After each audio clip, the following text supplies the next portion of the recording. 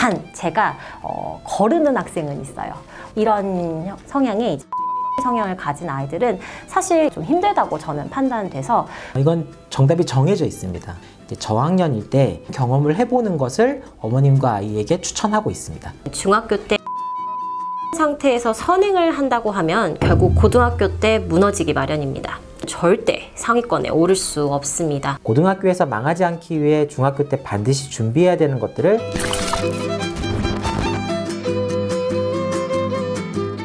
인사드리겠습니다. 서초구 잠원동 3795호선 트리플 역세권인 고속터미널역에 위치한 이공계 최상위권을 길러내고 가르치고 교육하고 있는 파인만 영재고센터의 수학과 이동현 원장입니다.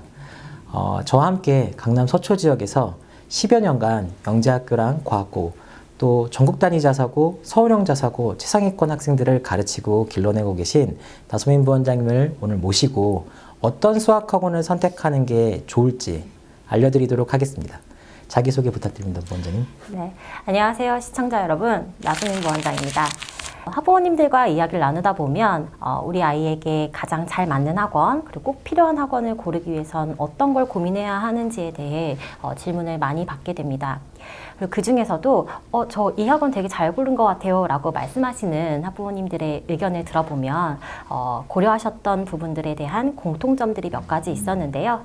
그 공통점들과 그 다음에 저의 의견을 살짝 가미하여서 이야기 나눠보고자 합니다. 부원장님이 실제 경험한 의견이라고 말씀 주시니까 벌써 기대가 되네요. 이제 많은 학부모님들이 질문하시는 내용 중에요. 혼자 공부할 수 있는 아이가 있는지, 또 어떻게 그런 아이들을 구분할 수 있는지 물어보시더라고요. 혼자 공부를 해도 되는 아이들이 있습니다. 확실히 있고요. 보통 이제 그런 아이들 같은 경우는 자기주도가 정말 잘 되는 아이입니다. 이건 학부모님들께서도 아마 아이를 보면 바로 느껴지실 텐데요. 뭐 본인만의 스스로 하루를 어떻게 보내야 될지 계획을 기본적으로 짜고 살아가는 아이들 같은 경우가 이제 이런 아이들이에요. 그래서 뭐 학원 숙제가 있다라고 하면 엄마 나 오늘 월요일 거 숙제해야 돼, 뭐 화요일 거 숙제해야 돼 라는 식으로 정확하게 자기 계획을 본인 스스로 알고 있는 아이들이 바로 이제 혼자 공부해도 괜찮은 아이들이라고 볼 수 있고요. 대신 혼자 공부하는 아이들의 경우는 하나만 생각해 주시면 됩니다. 그 각 과정이 끝날 때마다 주변 인근에 대형 학원에 꼭 가셔서 그 과정을 잘 이수했는지 테스트는 꼭 봐주시는 게 가장 좋습니다. 이게 본인이 스스로 공부했을 때의 완성도와 그리고 이해도가 실제로 평가에서도 그대로 이어지는지, 그 정도 완성도가 나오고 있는지에 대한 확인은 객관적으로 받으시는 게 맞기 때문에 이 부분은 무조건 좀 챙겨주셨으면 좋겠습니다. 만약에 평가를 받았는데 평가 점수가 자기가 생각했던 거랑 다르다라고 판단되면 그거에 대한 원인 분석은 정확하게 피드백을 받으시고, 그 원인을 본인 스스로 고쳐낼 수 있는 아이라면 계속 이제 그 부분을 보완하면서 공부를 해나가면 되겠지만, 만약에 이거는 내 스스로 할 수 없는 부분이다, 특히 심화 영역에 있어서는 이제 아이 스스로 공부하는 게 힘들 수 있어요. 이제 그런 부분들에 있어서는 학원에 등록하셔서 이제 도움을 좀 받아주시는 게 좋죠. 혼자서 공부할 수 있는 아이를 자기주도 학습 전형이 가능한 아이라고 알 수 있는데, 자기주도 학습이 가능한 아이들은 태생적으로 가능하다라기보다는 계기가 분명히 있어야 합니다. 그래서 계기를 마련해주는 포인트로도 학원이 사용되고 있어서 통상적으로 저희가 효율적으로 생각해보면 학원을 한번 와서 계기를 마련하고 입시든 아니면 공부에 대한 방법이든 혹은 동료 친구들이 어떻게 공부하고 있는지를 보던 이런 식으로 다양한 계기를 찾고, 그 이후에 학원의 시스템에 맞으면 학원을 계속 다니고, 그렇지 않으면 자기주도적으로 혼자 하는 것도 추천해 볼 만하다, 이렇게 생각됩니다. 그리고 말씀하신 것처럼 저희 부원장님이 중간중간에 제대로 하고 있는지 아닌지 체크업하는 게 테스트를 통해서, 특히 대형 학원의 테스트를 통해서 체크업하는 게 굉장히 중요한데, 이유는 우리 아이는 정말로 잘 알고 있어, 잘 하고 있어 라고 안심하기에는 아이가 쏟아내는 시간 대비하여 효율적이지 않은 경우가 있을 수 있고 시간 낭비에 가까운 경우들도 많이 있거든요. 그래서 중간중간 꼭 체크업을 해주시고, 또 동기라는 게 사라지기도 합니다, 아이다 보니까. 그래서 그런 경우를 대비하여서 테스트 후에 필요한 과정들은 메이크업 할 수 있는 스케줄을 학원들마다 찾을 수 있으니까 학원을 아예 배제하고 공부 계획을 잡기보다는 적절히 이용하시는 게 좋다.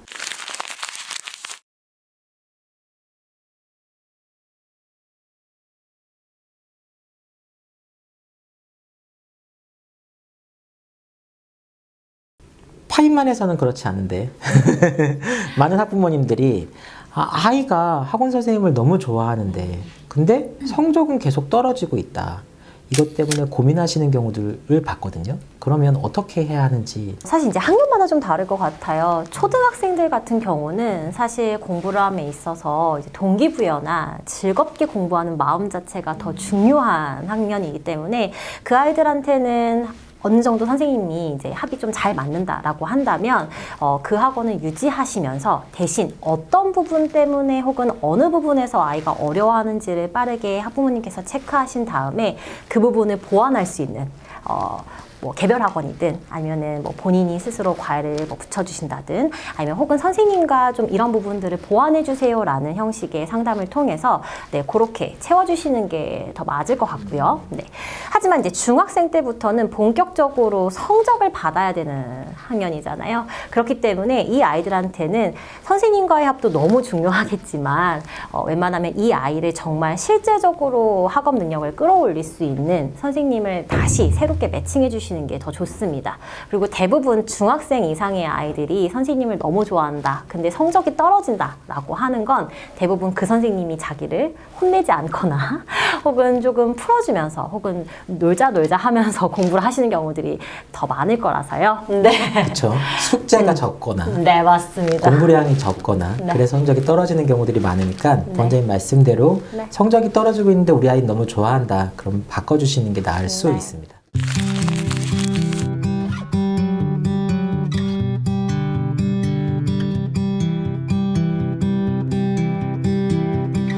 원장님 이번엔 제가 한번 좀 여쭤볼게요. 네. 네. 제가 학부모님들과 이야기를 나누다 보면 학부모님들께서 이제 우리 아이가 그 그룹 중에 잘하는 그룹의 그 상위권에 있는 게 맞는 건지 아니면은 좀 못하는 그룹에 있어서 혹은 그러니까 나보다 좀 더 잘하는 아이들과 함께 공부를 하면서 네, 있는 게 맞는 건지에 대해서 의견을 많이 물어보시더라고요. 네. 혹시 원장님의 생각은 어떠세요? 이건 정답이 정해져 있습니다. 케이스 바이 케이스. 사실 아이의 성향과 학부모님의 성향이 비슷한 경우들이 많기도 하고 조금 다른 부분들도 있는데 통상적으로 어머님들은 이제 아이가 조금 잘하는 그룹에 속해서 중간 혹은 중간보다 조금 못하더라도 성장하기를 바라고 아이들은 내가 잘하는 그룹에 속했을 때 훨씬 더 좋아라 합니다. 그런데 사실 솔직히 얘기하면 아이가 그 그룹에서 정체되고 있는 것보다는 계속 성장하는 게 좋거든요. 그래서 이제 저학년일 때 경험상 자기가 그 그룹 내에서 못하다가 점차 성장하는 경험을 해보는 것을 어머님과 아이에게 추천하고 있습니다. 그런데 여기서 일부 사례에는 자기가 못한다라는 생각이 들었을 때 학습 동기가 떨어지는 친구들이 있거든요.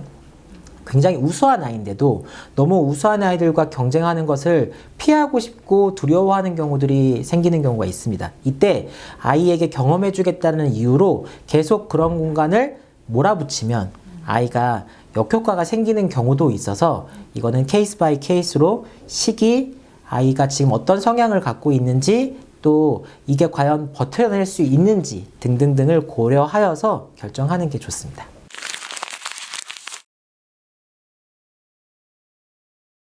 이와 유사한 질문이 한 가지가 있는데요, 원장님. 앞서 질문드렸던 내용과 유사하다고 하면 유사하다고 할 수 있는 것 같은데 아이가 테스트만 보면 그 학원에서 100점만 계속 맞아옵니다. 그러면 이 학원은 계속 다녀야 되는 학원인가요? 학원의 평가 시스템이 어느 정도 객관화가 되어 있는지 확인이 먼저 필요할 것 같아요. 만약 그 학원의 평가 시스템 자체가 혹은 뭐 그 시험의 난이도, 문제에 대한 뭐 어떤 특징들을 살펴봤을 때 100점을 맞았다는 게 정말 우리 아이가 잘 해서 맞은 거다라고 확신이 드는 시험지들이 있고 이건 왠지 너무 난이도가 쉽게 나왔다던가 우리 아이가 아니더라도 혹은 이 과정의 완성도가 잘 되어 있지 않더라도 웬만하면 맞출 수 있을 것 같은데 라는 난이도의 시험지라면 사실 그렇게 내는 학원 자체는 좀 고민을 해보셔야 되는 게 맞다고 생각합니다. 그렇지 않고 어느 정도 객관성 있는 평가에서 우리 아이가 계속 100점을 맞는 거라면 그건 우리 아이가 정말 잘한 게 맞고요. 정말 잘 가르쳐주는 학원이 맞는 거니까 네, 거기 학원은 계속 믿고 다니셔도 괜찮을 거라고 생각합니다. 저도 비슷한 의견인데요. 사실 100점을 여러 번 맞는 아이에게 어머님이 더 과한 요구를 하면 아이는 역효과가 생길 수 있습니다. 일단 100점 맞은 거에 대한 칭찬은 충분히 하되 이제 검증되어 있는 시스템인지 아닌지에 대한 다른 평가가 필요해서 이제 다른 대형 학원 혹은 파인만과 같은 학원에서 이 아이가 실제로 그 과정을 잘 진행했는지를 검증받아 보시는 것을 추천드립니다.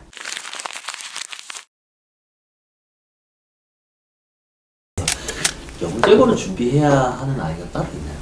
이거 정말 제 의견을 말씀드려도 돼요? 그럼요. 이 얘기를 진짜 많이 제가 질문을 받거든요. 근데 제가 매번 어머님들께 말씀드리는 건 사실 이제 제가 대상하는 학년이 초등학생이나 중1이기 때문에 사실 아직은 가능성이 많이 열려있는 학년이다 보니 지금 좀 부족한 부분이 있더라도 아이가 하고 싶다라는 의지가 있거나 좀 그거에 대한 목표가 뚜렷하다라고 하면 도전해보시라고 말씀드립니다. 단 제가 거르는 학생은 있어요.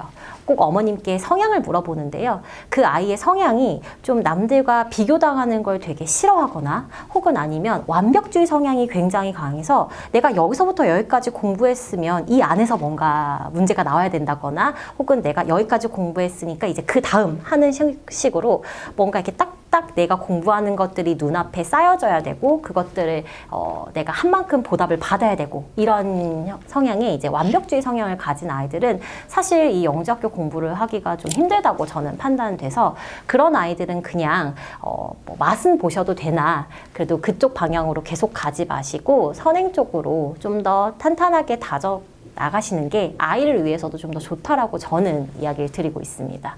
네. 영재 학교를 꼭 선택했으면 하는 아이들은 수학과학에 진심인 아이들입니다. 그래서 내가 수학을 너무 좋아하고 내가 과학을 너무 좋아하는데 이 수학과학 공부에 몰입감 있게 공부하고 싶다. 근데 때마침 다행히도 기프티드 된 재능을 갖고 있다라고 하면 영재학교를 준비하시기를 추천드립니다. 근데 이 기프티드 재능이 어느 정도인지에 따라서 어머님들이 고민이 되시는 것 같아요. 사실 다 누구에게나 탤런트는 주어져 있으니까요. 우리 아이가 영재학교에 들어갈 정도의 탤런트가 아니라 하더라도 학습을 통해 능력을 향상시킬 수 있기 때문에 영재학교를 준비하셨으면 좋겠다라고 생각하고요. 준비 과정에서 아이가 좌절도 겪고 또 고뇌하고 고통받고 힘들어하고 그러거든요. 근데 그걸 견뎌낸 아이들이 합격합니다. 그 과정도 영재학교 과정을 준비하면서 얻는 결과물이라고 생각합니다. 그래서 수학과학에 진심인 친구들에겐 당연히 도전해보라고 말씀드리고 있고요. 그러다가 중간에 포기하더라도 절대 실패한 것이 아닙니다. 왜냐하면 다른 재능이 있을 거기 때문에 수학, 과학뿐 아니라 전과목 밸런스를 갖춰나가면서 공부를 하는 우수한 친구들도 있고 여기서 공부하다가 음악, 미술, 체육에 재능을 발견하는 것도 재능일 수 있습니다. 당연히 그것도 큰 재능이죠. 그래서 아이가 영재학교를 준비하다가 그만두더라도 절대 실패자가 아니고 잘못된 방식으로 시간 낭비한 것이 아니기 때문에 만약에 수학과학에 관심이 있다라고 하면 또 인문학까지 연결지어서 통섭형으로 공부해보고 싶다라고 하면 영재학교가 가장 좋은 교육 과정 중에 하나일 수 있다. 이렇게 생각해 보시고 도전해 보시기를 추천드립니다.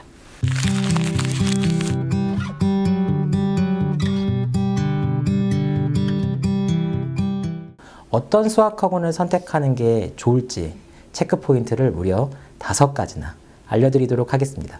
첫 번째 포인트는 뭘까요, 부원장님? 바로 경험자들의 입소문입니다. 네. 우리가 여행이나 맛집을 고를 때 가장 먼저 찾아보는 게 그곳을 방문했던 경험자들의 의견들인 거잖아요. 그렇죠. 땡 블로거. 맞아요. 네. 그런 것처럼 실제 그 학원을 다녔던 학생의 학부모님들을 통해 나온 경험담이야말로 네. 정말 그 학원을 제대로 판단할 수 있는 가장 신뢰감 있는 의견이라고 볼 수 있을 것 같습니다. 단 여기서 되게 중요한 부분들이 있는데요. 원장님께서도 아마 이제 경험이 있으실 텐데 어떤 사람이 되게 맛있다 그래서 그 집을 방문했더니 정작 내 입맛에는 안 맞는 경우들이 있으셨을 거잖아요. 그런 것처럼 우리 아이도 저 아이한테는 되게 잘 맞는 학원인데 우리 아이한테는 잘 안 맞는 학원이 있을 수 있습니다. 바로 우리 아이 성향 때문인 거죠. 네. 그래서 만약에 어떤 경험담을 들으신다라고 하신다면 그 아이는 우리 아이 성향과 비슷한지 혹은 상황이 얼마나 비슷한지들을 꼭 한번 체크해 보실 필요가 있습니다. 그런데 만약 이렇게 직접적인 의견을 들으실 수 없는 경우가 있잖아요. 그런 경우에는 그 지역에 있는 학원 정보가 공유되고 있는 카페를 통해서 간접적으로 의견을 확인해 보실 수 있습니다. 그런데 이제 아까도 말씀드렸다시피 우리 아이 성향이 굉장히 이제 중요하다라고 말씀드렸는데 사실 인터넷상의 의견으로는 이 성향을 파악하기가 쉽지 않습니다. 그리고 또한 어떠한 의견들은 사실 그 출처가 분명하지 않거나 혹은 객관성이 떨어지는 의견들이 있을 수 있기 때문에 그렇다면 저희가 이제 최대한 실수를 덜 해야 하잖아요. 네. 그러기 위해선 그 학원에 대한 리뷰가 좀 많은 학원들을 선택하시고 그리고 그 많은 리뷰들이 대부분 평점들이 좋다라고 한다면 그 학원은 그래도 믿을만 하지 않나라고 생각해 보시는 게 좋습니다. 여기서 바로 두 번째 포인트가 들어갈 건데요. 네. 두 번째 바로- 포인트를 벌써 말씀 주셨네요. 저희 이제 대형 학원을 선택하자라는 겁니다. 네. 방금 리뷰가 많은 학원을 선택해야 된다라고 말씀드렸잖아요. 그것처럼 예시를 들어보면 우리 대기업 제품이랑 중소기업 제품을 한번 비교를 해볼게요. 저희가 두 제품을 놓고 나서 대기업이 무조건 최고야, 뭐 무조건 맞아라고 할 수는 없지만 그래도 소비자 입장에서는 대기업 제품에 조금 더 눈이 가고 혹은 좀 더 고민의 여지가 있고 혹은 그래서 결국 선택까지 이어지게 되는 경우가 많거든요. 신뢰감이 있죠. 아무래도. 그렇죠, 맞아요. 그래서 그만큼 많은 사람들이 그 제품을 선택했다는 거기 때문에 그만큼의 신뢰성을 바탕으로 가지고 가는 거거든요. 학원도 마찬가지로 대형 학원이라고 하는 건 많은 학생들과 학부모님들이 선택을 했다는 입장에서는 그만큼 신뢰성이 높다라고 생각할 수 있을 것 같습니다. 실패할 확률도 적을 거고요. 맞아요.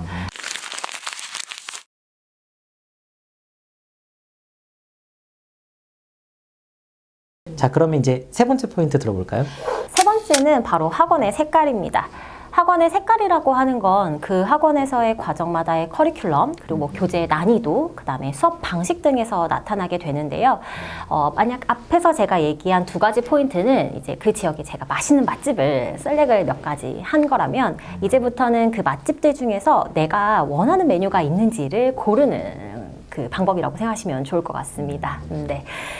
우선 우리 아이가 원하는 과정 그리고 원하는 요일에 그런 것들이 잘 커리큘럼이 깔려져 있는지 혹은 교재의 난이도가 우리 아이한테 너무 어렵거나 너무 쉽지는 않은지 그리고 수업 방식은 뭐 판서형인지 혹은 개별 맞춤 수업인 건지 이런 것들에 따라서 우리 아이 성향에 어느 게 더 적합한지를 확인하시고 선택하시는 게 맞는 거죠. 여기서 질문 하나 있습니다, 부원장님. 많은 학부모님들이 궁금해 하시는데 판서식과 개별 티칭 중에서 어떤 게 우리 아이에게 맞는지는 어떤 기준으로 선택하면 될까요? 우선 사실 저는 이제 중학교 때까지는 판서식 수업을 좀 더 권장해 드리는 편입니다. 왜냐하면 어느 정도의 빠르기와 그 다음에 수업량을 버텨내면서 이제 아이의 학습량도 키워낼 필요가 있는 거고요. 또 이제 중학교 때까지는 같은 과정을 공부하는 아이들과 자기의 실력을 어느 정도 정기적인 테스트를 통해서 비교를 함으로써 자기의 정확한 현재 상황을 그리고 현재의 위치를 파악하기에 되게 중요한 시기이기 때문에 저는 판서형 수업을 좀 더 권장드리는 편입니다. 네. 그런데 만약에 이제 판서형 수업이 혹시 우리 아이에게 너무 빠르게 진행이 된다거나 혹은 아니면 나는 우리 아이가 좀 이제 선택적으로 혹은 부분적으로 공부를 통해서 빠르게 레벨업을 하고 싶은데 그러기에는 판서식 수업은 정해진 커리큘럼이라는 게 존재하기 때문에 그것과는 좀 맞지 않는 것 같다 라고 생각하시는 분들은 이제 개별 맞춤 수업을 조금 더 권장드리는 편이고요. 혹은 아니면 판서식 수업은 아무래도 이제 대형 강의이기 때문에 선생님과의 질의응답이나 이런 것들이 조금 더 원활하게 되거나 혹은 좀 더 밀착으로 내가 질의응답을 받고 싶다라고 한다면 이런 경우에도 제가 개별 맞춤 수업을 좀 더 권장해드리는 편이죠. 세상의 모든 일이 다 그러겠지만 두 수업 모두 장점이 있고 단점이 있네요. 네. 그럼 교재나 커리큘럼에 대해서는 어떻게 생각하고 준비하면 될까요? 사실 학년이나 목적에 따라 좀 다를 텐데요.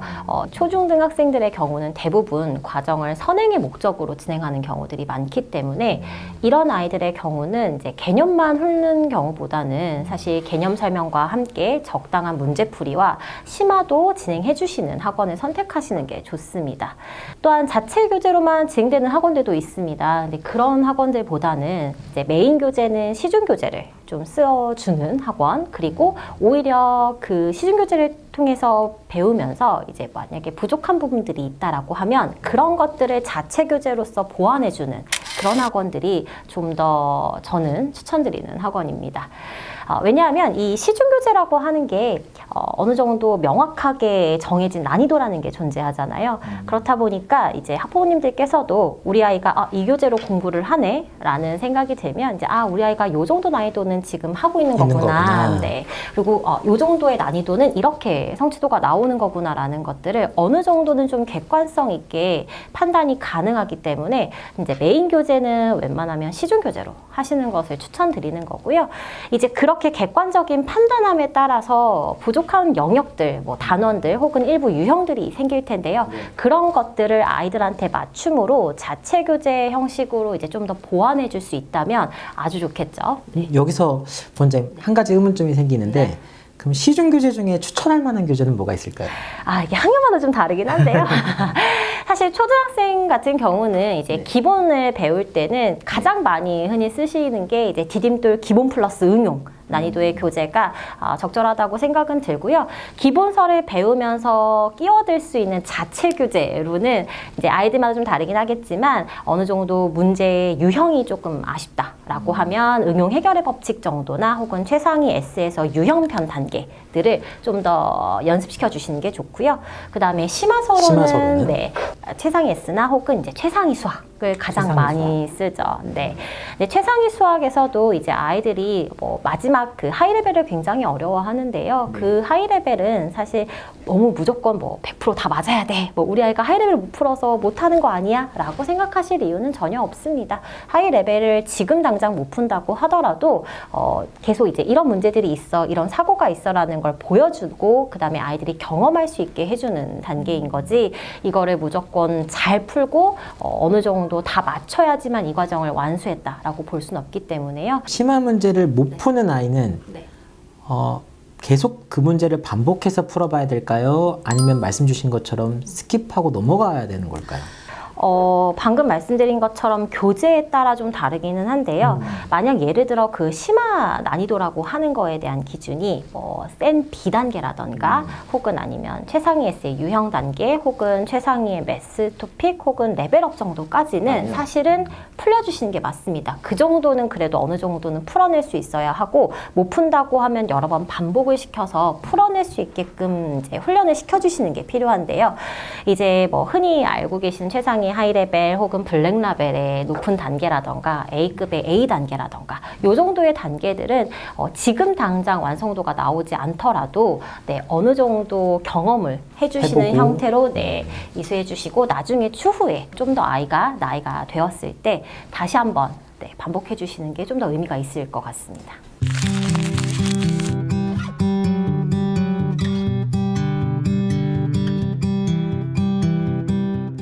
네, 기본 틀을 갖춰져 있는 우리 아이에게 맞춰 융통성을 발휘하는 학원들을 저희가 계속 찾아보고 있는데요. 네 번째 체크 포인트는 무엇이었을까요?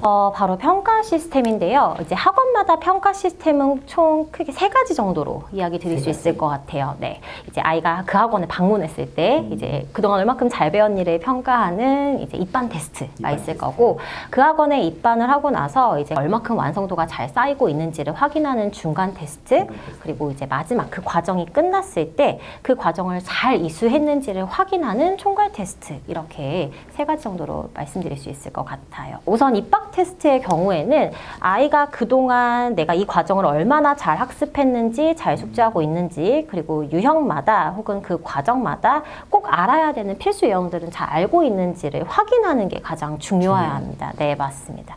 그렇기 때문에 입학 테스트를 보러 가게 되시면 이제 학부모님들께서는 꼭 상담자에게 이 입학 테스트의 난이도나 혹은 어떤 식의 유형으로 소팅이 된 문제인 건지를 꼭 확인하실 필요가 있습니다. 네, 일부 학원들에 대해서는 이제 조금 어려운 문제들을 많이 내서 성적을 확 낮춘 다음에 우리 입안에 들어와라. 이거 아직 못 배우지 않았냐? 라며 꼬시는 분들도 있다고 들었어요. 네. 그렇기 때문에 이제 그 학원의 입반을 목적으로 짜여진 시스템인 건지 아니면 정말 그 아이의 과정에 대한 정말 객관적인 평가를 위한 시스템인 건지 이제 이런 평가 시스템을 좀 확인하실 필요가 있다는 거죠. 말씀 주신 부분을 조금 정리해 보면 어느 학원을 들어가기 위한 입반 테스트를 준비하는 소형 학원들은 맞아요. 다닐 필요가 없다라고 생각하면 되겠네요. 맞습니다. 그럼 여기서 파인만 학원의 입반 테스트는 어떤 식으로 구성되어 있나요? 저희 같은 경우는 아무래도 이제 많은 강사분들과 많은 운영진 분들께서 여러 번 검수도 하시고 그 다음에 정말 그 과정에서 필요한 문제들이 다 있는지 꼼꼼하게 체크하신 걸 바탕으로 이제 짜여진 시스템이기 때문에 네, 좀 더 객관적이고 네, 어느 학원에 가더라도 네, 일관되게 성적을 받으실 수 있을 만한 네, 그런 평가라고 보시면 될 것 같습니다. 객관적으로 검증된 평가. 네. 근데 귀에 쏙 와닿진 않으니까 네. 어느 정도 난이도라고 생각합니다. 센 B 정도, 정말 대표 유형 정도만 완벽하게 숙지하고 있다면 어느 정도의 고득점을 나오실 수 있는 이제 평가라고 보시면 되고요. 당연히 저희도 킬러 문제들은 넣습니다. 아이가 얼마큼 이제 더 사고할 수 있는지를 판단하는 문제들을 넣는데 사실 그 킬러 문제들 때문에 뭔가 불합격이 되거나 하진 않거든요. 네, 정말 저희가 판단하는 정도의 일부 문제들만 들어가게 되어 있고요. 그리고 저희는 아무래도 이제 그 문제수 대비 조금 시간이 타이트하게 잡혀져 있는 상황이거든요. 네, 그렇다는 건 아이가 정말 되게 체득화가 돼서 이 문제에 대해서 완벽하게 이해하고 있고 그러므로 그걸 바탕으로 좀 빠르고 능숙하게 풀어낼 수 있는지를 판단하는 테스트라고 생각하시면 될 것 같습니다. 테스트 문제 수준도 중요하지만 테스트 시간도 중요하다. 이렇게 그렇죠. 정리할 수 네. 있겠네요. 그러면 상담하는 부분이 되게 중요한 요소일 것 같은데 이유는 아마도 성적표 상의 점수로만 평가하는 것보다는 그 과정에 대한 이해도가 어떤지를 상담하는 사람들이 파악하고 또 대처하고 솔루션을 제공해야 될 거라고 생각됩니다. 원장님. 파인만에서는 어떻게 하고 있는 건가요? 저희 같은 경우는 이제 상담자 자체가 뭐 저도 그렇고 이미 강사 출신의 상담자들이기 때문에 이미 그 과정에 대한 이해도가 충분히 숙지되어 있고 그리고 결과만 보는 게 아니라 그 아이가 풀어낸 시험지 하나하나 풀이까지 모두 다 보고 들어가는 상황입니다. 그래서 만약에 시험 성적이 저희 통과 점수에 미달이 되더라도 풀이 과정이 어느 정도 방향성이 맞거나 어느 정도 잘 풀어냈는데 마지막 뭐 연산 때문에 틀렸다거나 이런 부분들 가지고는 저희가 충분히 이 과정은 잘 이수했다라고 말씀을 드리면서 네, 다음 레벨로 넘어가게 되는데 똑같이 이제 미통과 점수가 나왔어도 뭐 저희가 봤을 때 비어있는 부분들이 있다거나 혹은 방향성이 잘못된 풀이가 적혀져 있는 경우에는 그리고 혹은 답은 맞았어도 풀이가 잘못되어 있거나 혹은 뭐 찍었다거나 뭐 이런 부분들이 있다면 그런 부분들은 저희가 가감없이 말씀을 드리고 분석해드리고 평가해드리고 있습니다. 그리고 그것뿐만 아니라 저희도 이제 많은 아이들을 봐왔잖아요, 사실. 네네. 그래서 그 시험지만 보더라도 이 아이의 성향은 어느 정도 파악할 수 있어요. 뭐 글씨체 하나하나, 그 다음에 답을 쓰는 방법, 그리고 그 시간을 얼마큼 사용했는지 등등에 대해서 그리고 또 저희가 시험을 보는 그 테스트 공간에서의 태도도 같이 함께 종합평가를 보고 있거든요. 그렇기 때문에 이제 조금 더 아이에 대한 성향이나 이런 것들도 같이 분석해드리고 거기에 맞춰서 반배정을 해드리고 있습니다. 여기서 중요한 부분은 어머님들 레벨 테스트를 볼 때는 객관적인 점수뿐 아니라 풀이식, 풀이 방법 그리고 테스트를 응시하는 학생의 자세까지 학원에서 보고 있다는 규정한 정보 주셨네요. 그러면 학원들마다 평가하는 방법은 다른가요, 부원장님? 맞습니다. 과외나 소규모 학원의 경우에는 사실 테스트가 정기적으로 진행되지 않는 경우들이 일반적입니다. 그리고 이제 보통은 강사가 직접 자기의 주관적인 판단하에서 그냥 뭐 전화상으로 혹은 대면상으로 뭐 잘하고 있어요. 혹은 이 부분이 좀 아쉬운데 복습할게요 정도의 간단한 피드백들을 드리고 있는 걸로 알고 있는데요. 사실 그런 주관적인 판단보다는 객관적으로 판단할 수 있는 평가 시스템을 갖춘 학원들의 오랜 기간. 맞아요. 선택하시는 게 좋고요. 그리고 보통 그런 평가 시스템이 갖춰져 있는 학원들은 대부분 이제 대형 학원들이라고 볼 수 있죠. 네. 그리고 좀 하나 더 말씀을 드리면 이런 평가 시스템도 중요하지만 그래서 평가를 받는데 아이가 못해. 그럼 그 다음은요? 이렇게 생각이 들잖아요. 그렇죠. 네. 그래서 만약에 아이가 그 평가에 대해서 좀 아쉬운 부분들이 있거나 좀 보완을 해야 될 부분이 있다라고 하면 그거에 대한 어떻게 솔루션을 해서 이 아이를 채울 건지 보완을 해줄 건지에 대한 그 피드백도 정확하게 해주시는 학원이 좋죠. 네. 상담이 많은 게 중요한가요? 피드백이 많은 게 중요한가요? 아니면 실질적으로 클리닉을 많이 해주는 학원이 중요한가요? 셋 다 필요할 것 같은데요. 모두 다 필요한 거군요. 네. 아, 네. 아이마다 다르겠지만 중간중간 뭐 단원이나 혹은 그 과정이 끝났을 때마다의 피드백은 네. 무조건 들어가줘야 되는 게 맞는 거고요. 네. 그리고 그때마다 만약 필요한 보완 부분이 있다면 바로바로 클리닉을 잡아주고 그 다음에 그 부분을 보완하고 넘어가실 수 있게 도와드리는 게 맞는 거죠. 근데 이제 그 평가를 보기 전에도 저희가 아이들을 판단할 수는 있잖아요. 이 아이가 지금 과정을 되게 어려워하고 있고 분명 평가를 봤을 때 어려워할 것 같다. 라는 판단이 들면 평가 보기 전에 미리 선수로 클리닉을 잡아서 최대한 보완을 미리 시켜놓고 그다음에 최대한 평가를 잘 볼 수 있게 하는 것도 중요합니다. 그럼 이 부분을 조금 정리해보면 저희 부원장님 말씀을 이렇게 해석할 수 있겠네요. 학원에서 학생을 많이 불렀다라는 건 이 아이가 못한다라는 게 아니라 이 아이의 부족한 부분을 메워주고 있는 좋은 학원이구나 라고 생각하는 게 맞을 것 같네요. 네.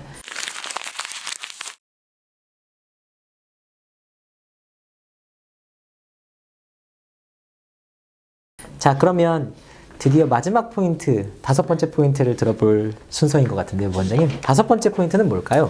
5번째 포인트는 학원의 위치입니다. 이제 좀 다른 내용이죠. 이렇게 저희가 지금 위치한 서초나 잠원처럼 혹은 강남권처럼 학군지에 계신 어머님들께서는 이제 인근에 좋은 학원들이 많이 위치해 있기 때문에 사실 큰 걱정이 없으시겠지만 그렇지 않은 경우에는 좀 먼 거리더라도 라이딩을 하실 생각을 많이 하시더라고요. 부모님들이. 네, 맞아요. 근데 이동 시간이 30분 이상이 넘는 그런 곳으로 라이딩을 하시는 건 전 별로 추천드리지 않습니다. 그러니까 이게 아무리 좋은 학원이라도 이동을 하면서 이미 아이와 어머님 모두 다 체력과 시간이 소비가 되는 상황인 거고 그러면서 서로가 가진 에너지들을 이미 쏟아붓고 있는 상황인 거거든요. 이만큼 노력이 들어간다라고 하면 분명히 이제 그 학원에 대한 거는 기대감도 커질 거고 근데 그게 만약 그 기대감만큼 얻어지는 게 있으면 참 좋을 텐데 네. 그렇지 않게 됐을 때 오는 상실감이나 지치는 정도는 더 크기 때문에 보통 이런 과정들로 인해서 많이 힘들어하시고 지쳐하시는 어머니들 많이 봤습니다. 그래서 별로 결과가 좋지 않아서 저는 웬만하면 너무 체력 낭비나 혹은 에너지가 낭비되지 않는 30분 이내의 거리로 다니시는 걸 추천드리고 있습니다.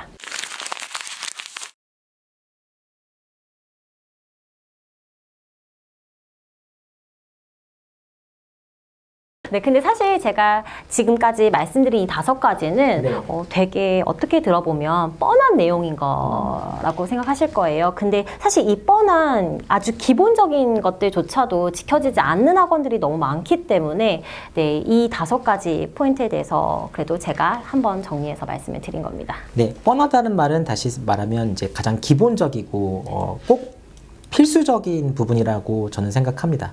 네, 항상 기본을 지키는 게 어려운 거니까요. 지금까지 파인만 영재고센터의 초등팀과 중1팀 담당하고 계신 나소민 부원장님 모셔서 이제 학생들에게 딱 맞는 수학학원을 결정하고 선택하는 5가지 포인트에 대해서 들어봤는데요. 다음에는 더 좋은 주제로 다시 한번 인사드리는 시간이 왔으면 좋겠습니다. 네. 긴 시간 감사합니다. 인사드리겠습니다. 감사합니다. 네. 안녕하세요. 파이만 영재고센터 나소민 부원장입니다. 중간고사가 다가오고 있는데 우리 중간고사를 망하지 않게 하는 전과목 준비법에 대하여 우리 원장님 모시고 한번 이야기 나눠보려고 합니다. 안녕하십니까. 파이만 영재고센터 수학과 담당하고 있는 이병현 원장입니다. 중간고사가 코앞으로 다가오는 느낌이죠. 4월 첫째 주부터 보통 학원들이 내신 대비를 시작하는데요. 4월 말 5월 초에 있는 중간고사는 이렇게 대비하시면 됩니다. 첫 번째로는 주요 과목을 준비하는 방법입니다. 수학과 국어, 영어와 같은 과목들은 몰아치기해서는 안 되는 과목입니다. 그래서 4월 첫째 주가 시작되는 시점부터는 수학, 국어, 영어는 매일매일 공부한다라는 계획을 세우시면 좋을 것 같습니다. 암기 과목이 아무래도 시험 범위의 영향을 더 많이 받기 때문에 암기 과목 시험 범위는 4월 둘째 주 이후 정도에 학교에서 나오거든요. 그러니까 그 전까지는 수학, 국어, 영어와 같은 주요 과목을 매일매일 공부하는 습관을 가지시면 될 것 같습니다. 주요 과목 중에서도 과학과 사회과와 같은 과목들은 주말에 2시간에서 5시간 정도씩 꾸준히 하다가 시험 직전까지 점점 공부량을 늘려가는 방법이 좋습니다. 그래서 과학이랑 사회 또 암기 과목인 다른 과목들은 시험 첫째 주차나 둘째 주차에 집중하기보다는 3주차나 4주차 그리고 시험 전날까지 점차 공부 시간을 늘려가는 것을 추천합니다.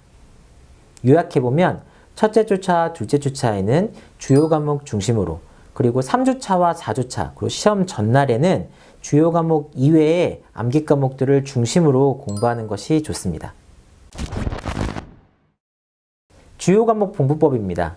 수학은 단원별로 기본 문제를 풀고 그 기본 문제에 변형된 문제들을 여러 번 반복하는 것이 좋습니다. 그리고 이 반복이 끝난 다음에는 오답을 중심으로 심화 킬러 문제들을 여러 번 복습하는 것이 중요한데요. 수학에 자신 있던 친구들도 난 수학은 100점 맞을 거야 라는 생각으로 시험 직전이나 그 전에 안 하는 경우들이 있습니다. 그러면 반드시 감이 떨어져서 틀리니 시험 직전에도 수학은 놓치지 않고 시간이 좀 줄더라도 계속 연습하는 것이 중요합니다. 국어와 영어와 같은 과목은 스크립트를 완전히 이해하는 연습이 중요합니다. 그래서 영어는 스크립트를 외우려고 노력하고 국어는 해당 단원들을 여러 번 반복해서 읽으며 화자가 의도하는 부분과 문법적인 내용들을 체크하는 것이 중요합니다. 여기서 핵심적인 내용은 선생님들이 나와주는 핸드아웃을 놓치지 말아야 된다는 겁니다. 그래서 학교 선생님들이 보통 2주차, 3주차에 시험을 집중해서 내고 4주차에는 시험 낸 문제들 중에 일부분을 힌트를 주기 때문에 시험 준비에만 몰입하여서 수업을 안 듣기보다는 수업에 집중하여서 하나의 힌트라도 더 얻으려고 노력하고 또 교과 선생님들이 학교에서 3분 혹은 4분이기 때문에 다른 반의 선생님들이 강조하시는 부분들을 다른 반의 친구들의 내용을 통해서 교과서를 바꿔본다거나 핸드아웃을 같이 교환한다거나 혹은 이야기해본다는 형태로 정보를 습득하여서 공부하는 것도 중요한 팁이라고 할 수 있습니다. 암기 과목은 걱정이 된다고 하면 문제집을 사서 한 권 풀어보시는 걸 추천드리는데 그게 아니라고 하면 학교에서 나눠준 핸드아웃을 여러 번 반복해서 외우는 것이 가장 중요합니다. 외우는 것이 중요합니다. 이해하려고 하지 말고 외우는 것이 중요합니다. 시험 직전까지 여러 번 반복해서 외우시기를 바랍니다. 외우는 방법에는 깜지나 혹은 다시 빈칸 채우기 연습으로 백지로 써보는 것들도 좋은데요. 이거는 학생들 개인 편차에 맞춰서 자기가 선호하는 방식으로 여러 번 반복해서 외우시면 좋을 것 같습니다. 원장님, 그러면 그 중간고사 기간에 아이들이 공부 시간은 얼마 정도로 그 다음에 자는 시간은 한 어느 정도 이렇게 유지를 하면 될까요? 첫 번째 시험을 치르는 학생들이라면 그 감이 정확하진 않을 텐데요. 통상적으로 공부 시간은 4주차와 3주차, 2주차, 1주차 그리고 시험 직전으로 갈수록 점차 늘어나는 것이 더 좋습니다. 어머님들 중에서는 시험 직전에는 빨리 공부 마무리하고 자라 이렇게 말씀하시는 분들도 있으신데 인간의 만각곡선을 보면 시험 전날에 잠을 푹 자서 숙면을 취하면 암기한 내용들이 다 사라집니다. 이런 경우에는 반드시 아침에 일어나서 배웠던 내용들이나 암기했던 내용들을 체크업하는 시간들이 있어야 하고요. 그게 아니라고 하면 점차 공부 시간은 늘어나서 잠자는 시간은 조금씩 더 줄게 됩니다. 그래서 시험이 끝나고 나면 놀 생각이 나지 않을 만큼, 힘들 만큼, 지칠 만큼 공부를 하면 후회 없는 중간고사를 준비한 것이고 좋은 결과를 얻게 될 것입니다. 잠자는 시간은 사람마다 개인차가 있기 때문에 통상적으로 몇 시간을 꼭 자야 된다 이렇게 말씀드릴 수는 없는데 피곤하지만 버틸 수 있는 선까지 한번 노력해 보시는 것을 추천합니다. 네, 좋은 정보 감사합니다. 이 좋은 정보들로 여러분들도 모두 중간고사 대박 나시길 바랍니다. 네, 지금까지 파이만 영재고센터 나소민 부원장이었습니다. 많은 학부모님들이 이렇게 고민합니다. 우리 아이는 학원을 정말 열심히 다니는데 왜 공부를 안 할까요? 혹은 유튜브에서 좋다는 거는 다 해보고 학습 계획도 짜줬는데 성적은 그대로예요 라고 말이죠. 사실 학원을 다닌다고 해도 자동적으로 성적이 오르는 건 아닙니다. 입시 컨설팅을 해보면 공부를 스스로 일로 받아들이는 아이들과 그렇지 않은 아이들의 차이가 굉장히 극명하게 드러나는데요. 오늘은 파이만 입시 전문가들의 실제 경험을 바탕으로 아이가 공부 습관을 들이지 못하는 이유와 그 해결 방법을 알아보도록 하겠습니다. 네, 안녕하십니까. 서초구 잠원동과 반포동 고속터미널역에 위치한 파이만 영재고센터에서 수학을 담당하고 있는 이동현 원장입니다. 첫 번째로 공부를 내일로 생각하지 않는 아이들을 이야기를 할까 합니다. 학원을 열심히 다니는데 왜 공부를 안 할까요? 많은 경우 학원을 다닌다고 공부를 내 것으로 만드는 것은 아닙니다. 많은 학생들이 학원을 공부하는 곳이 아니라 공부를 시키는 곳으로 받아들이고 있습니다. 결국 부모님이 시키는 대로만 하다 보면 공부를 내 일처럼 여기지 않게 됩니다. 이런 아이들은 학원에서 배운 내용을 복습하지 않고 시험이 끝나면 배웠던 것도 다 잊어버리며 공부하라는 말이 없으면 절대 스스로 하지 않는 특징이 있습니다. 해결책은 분명합니다. 학원은 공부하는 공간이지 공부를 대신하는 곳이 아니라는 점을 인식시켜야 합니다. 스스로 목표를 설정하고 공부한 내용을 정리하는 습관을 만들어주는 것이 중요합니다.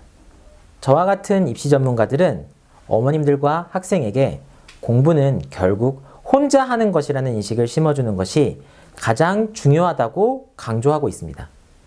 최소 학원 시간의 3배 이상을 혼자 공부하는 시간으로 채우지 않으면 성적 향상은 어렵다는 점을 기억하시기 바랍니다. 두 번째입니다. 하면 된다가 아니라 안 될 거야 라고 생각하는 아이들 이야기를 해보겠습니다. 공부를 시작도 안 하려는 아이들이 있는데 왜 그럴까요? 반복된 실패 경험이 쌓이면 아이들은 나는 공부랑 안 맞아 라고 생각하게 됩니다. 특히 초등학교 땐 성취 경험이 부족한 아이들의 경우에 중학교, 고등학교에서 공부를 포기하는 경우가 많습니다. 이런 아이들은 문제를 풀다가 막히면 바로 포기하고 어려운 문제를 보면 난 못해 라고 생각하며 시도조차 하지 않으며 공부해봤자 안 된다는 말을 자주 합니다. 이런 경우에는 작은 성공 경험을 반복적으로 쌓게 만들어줘야 합니다. 쉬운 문제부터 시작해서 해낼 수 있다는 자신감을 키우는 것이 핵심입니다. 입시 컨설팅을 하다 보면 실패 경험이 많았던 학생들이 오히려 작은 성공을 경험하고 나서 공부하는 태도가 완전히 바뀌는 경우가 많습니다. 할 수 있다는 감각을 되찾아주는 게 중요합니다. 틀린 문제 다시 풀기 정말로 중요합니다. 한 문제를 여러 번 고민하는 것이 우리 아이의 성장을 만든다는 것을 기억하시기 바랍니다.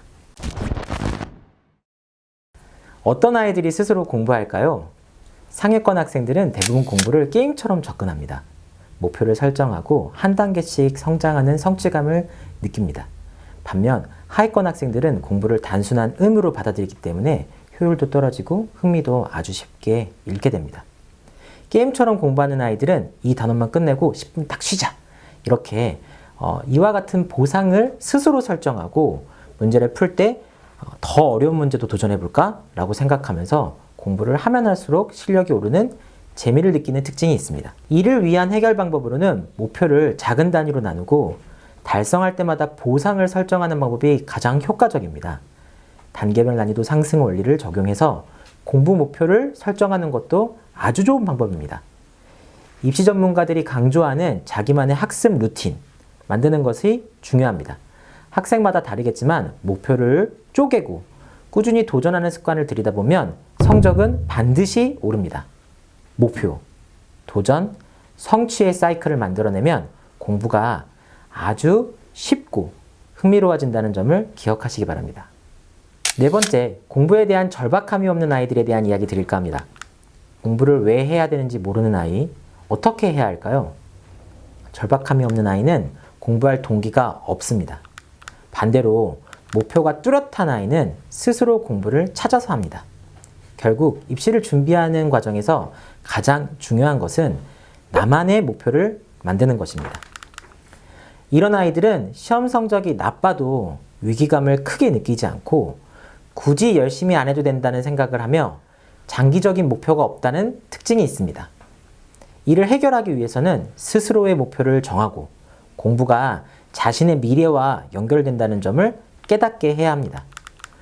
롤모델을 설정하고 현실적인 동기부여를 주는 것도 좋은 방법입니다. 저는 목표가 없는 아이는 결국 흔들린다고 말합니다. 어떤 대학을 가겠다라는 목표가 아니더라도 어떤 공부를 잘하고 싶은지 구체적인 방향을 설정하는 것이 아주 중요합니다. 내가 원하는 미래를 위해 공부가 필요한 이유를 구체적으로 학부모님과 학생이 꼭 이야기해 봤으면 합니다.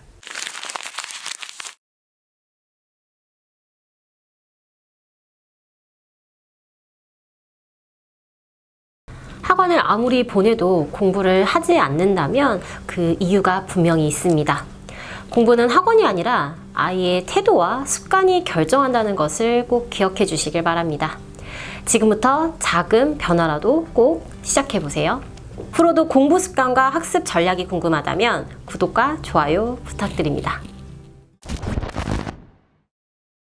많은 학생들이 중학교에서 어느 정도 성적을 유지했지만 고등학교에 가면 성적이 급락하는 경우가 많습니다. 중학교 때는 괜찮았지만 왜 이렇게 힘들어 할까요? 라는 고민을 하는 부모님들도 많죠. 고등학교는 중학교와는 완전히 다른 환경입니다. 과목 선택, 시험 난이도, 내신 경쟁까지 모든 것이 새롭고 치열합니다. 중학교 때 어떻게 준비했는지에 따라 고등학교에서 상위권으로 올라설지 아니면 중위권에서 머물지가 결정됩니다. 오늘은 파인만에서 실제 경험을 바탕으로 학생들을 진학 지도하고 계신 입시 전문가를 모시고 고등학교에서 망하지 않기 위해 중학교 때 반드시 준비해야 되는 것들을 알려드리도록 하겠습니다. 안녕하세요. 파이만 영재고센터 나소민 부원장입니다. 첫 번째로는 선행보다 중요한 개념 완성, 특히 수학과 과학에 관련된 부분을 제가 말씀드리려고 합니다. 고등학교에서 수학과 과학을 잘하는 학생들은 중학교 때 개념을 정말 철저히 다진 경우가 많습니다. 무조건 선행을 많이 한다고 좋은 건 아니고요. 기본 개념이 부족한 상태에서 선행을 한다고 하면 결국 고등학교 때 무너지기 마련입니다. 이를 위해서는 중학교 수학과 과학의 개념을 완벽하게 이해하는 것이 중요합니다. 선행보다는 복습이 더 중요한데요. 이미 배운 내용을 확실히 자기 것으로 만드는 게 정말 포인트인 거죠. 고등과정의 내용을 맛보기로 경험하는 정도는 좋지만 기본기를 다지는 것이 가장 우선시되어야 합니다. 중학교 과정이 탄탄해야 고등학교에서 심화 개념을 쉽게 받아들일 수 있다는 점을 꼭 기억해 주시길 바랍니다.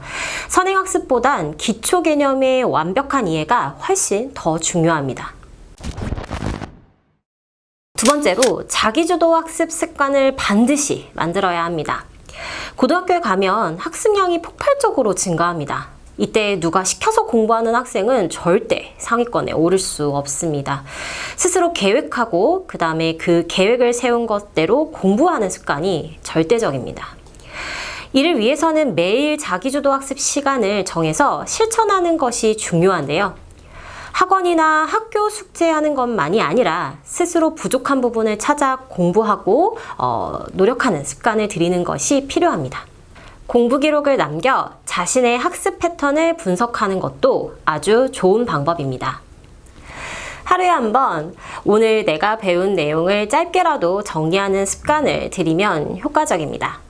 이런 습관은 고등학교에 가서도 자기주도적인 학습을 가능하게 해주는 아주 중요한 기반이 됩니다.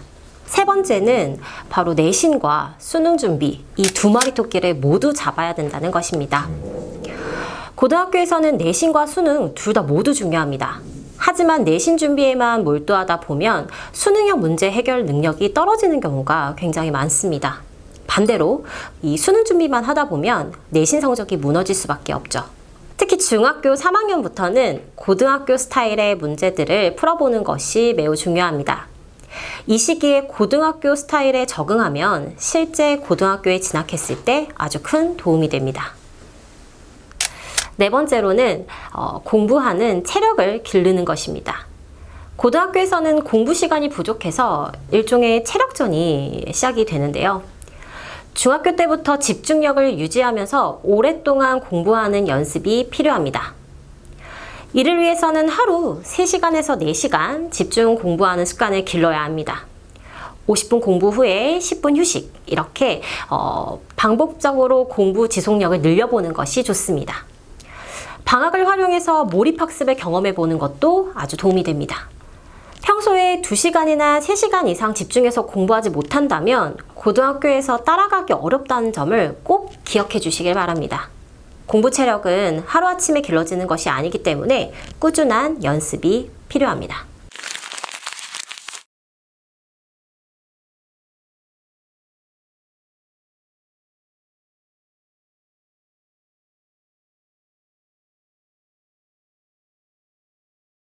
고등학교에서 성적이 급락하는 이유는 사춘기의 영향도 있겠지만 중학교 때 준비가 부족하기 때문입니다. 선행보다는 개념 완성이 중요하고 자기주도 학습 습관을 반드시 만들어놔야 합니다. 내신과 수능 준비 모두를 함께 병행하면서 공부 체력까지 길러야 고등학교에서 상위권으로 올라설 수 있습니다. 앞으로도 학습 전략과 입시 정보가 궁금하시면 구독, 좋아요 눌러주세요.